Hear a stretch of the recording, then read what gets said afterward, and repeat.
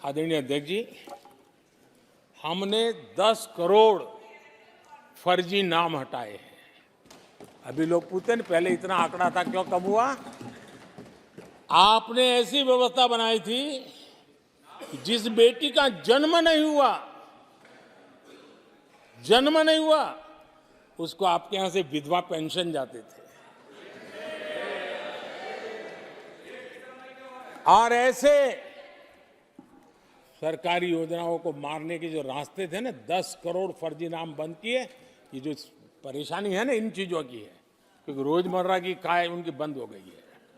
आदरणीय अध्यक्ष जी, हमने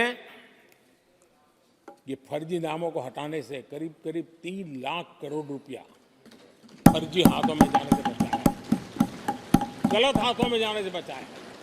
देश के टैक्स पेयर का पाई पाई बचाना और सही काम में लगाना, इसके लिए हमने जीवन खपा रखे हैं। आदरणीय अध्यक्ष जी, सभी राजनीतिक दलों को भी सोचने की जरूरत है और समाज में भी जो लोग बैठे हैं उनको देखने की जरूरत है। आज देश का दुर्भाग्य है, पहले तो क्लासरूम में भी कोई अगर चोरी करता था, किसी की कॉपी करता था, तो वो भी 10 दिन तक अपना मुंह किसी को दिखाता नहीं था।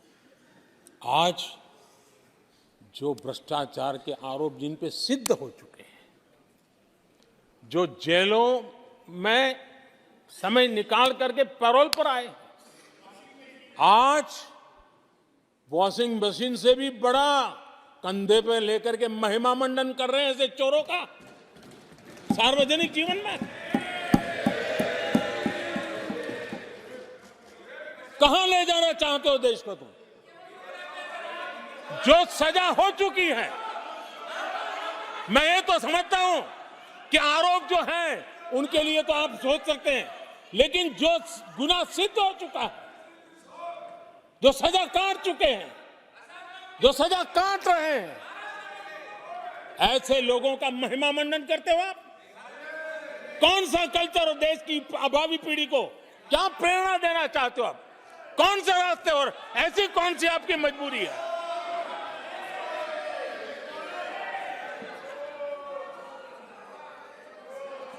और ऐसे लोगों का महिमा मंडन किया जा रहा है, उनको महान बताया जा रहा है।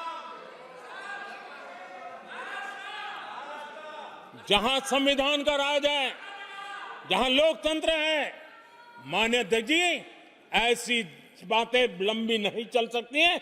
ये लोग लिख करके रखें, ये जो महिमा मंडन का काम चल रहा है उनका, वो अपने ही खात्मे की चिट्ठी पे सिग्नेचर कर रहे हैं लोग।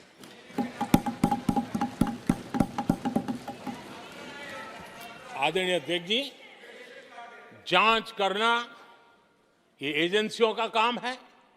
एजेंसियां स्वतंत्र होती हैं और संविधान ने उनको स्वतंत्र रखा हुआ है। और जज करने का काम न्यायाधीश का है, जज करने का काम न्यायाधीश का है, और वो अपना काम कर रहे हैं। और अध्यक्ष जी, मैं इस पवित्र सदन में फिर से दोहराना चाहूंगा, जिसको जितना जुल्म मुझ पर करना है कर ले, मेरी भ्रष्टाचार के खिलाफ लड़ाई चलती रहेगी। जिसने देश को लूटा है उनको लौटाना पड़ेगा, जिन्होंने देश को लूटा है उनको लौटाना पड़ेगा। ये मैं देश को इस सदन की पवित्र जगह से वादा करता हूं। जिसको जो आरोप लगाना है लगा लें, लेकिन देश को लूटने नहीं दिया जाएगा, और जो लूटा है वो लौटाना पड़ेगा। आदरणीय अध्यक्ष जी, देश सुरक्षा और शांति का एहसास कर रहा है। पिछले 10 वर्ष की तुलना में सुरक्षा के क्षेत्र में देश आज वाकई सशक्त हुआ है। आतंकवाद, नक्सलवाद एक छोटे दायरे में अब सिमटा हुआ है।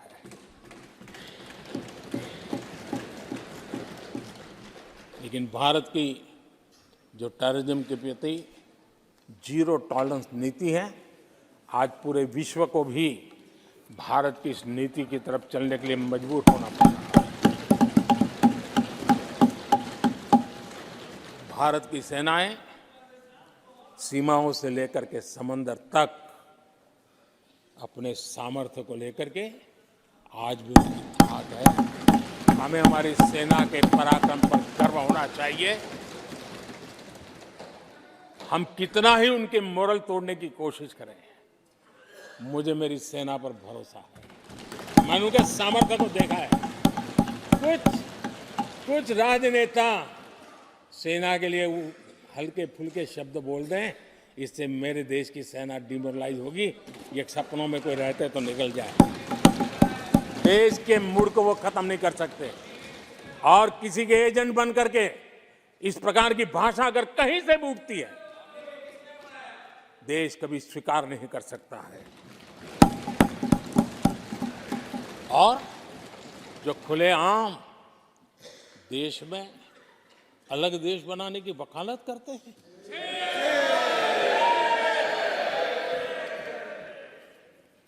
जोड़ने की बातें छोड़ो, तोड़ने की कोशिश करी जा रही।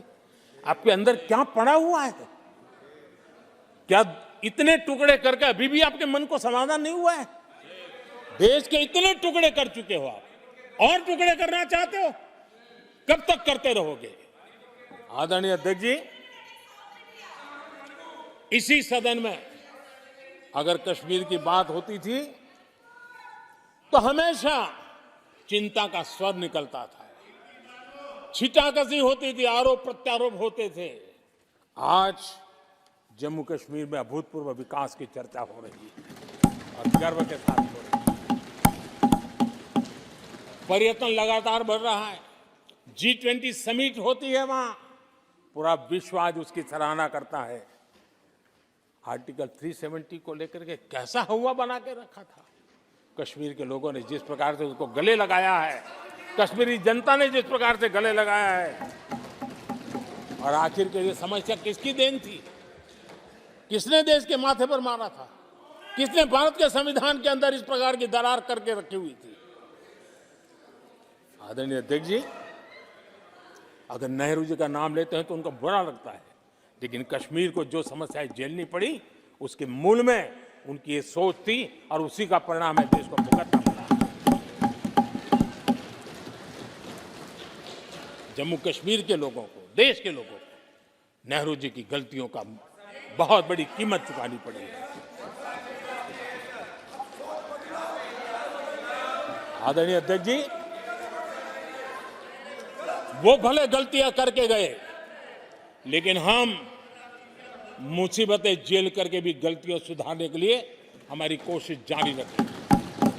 हम रुकने वाले नहीं हैं। हम देश के लिए काम करने के लिए निकले हुए लोग हैं। हमारे लिए नेशन फर्स्ट है। आदरणीय अध्यक्ष जी,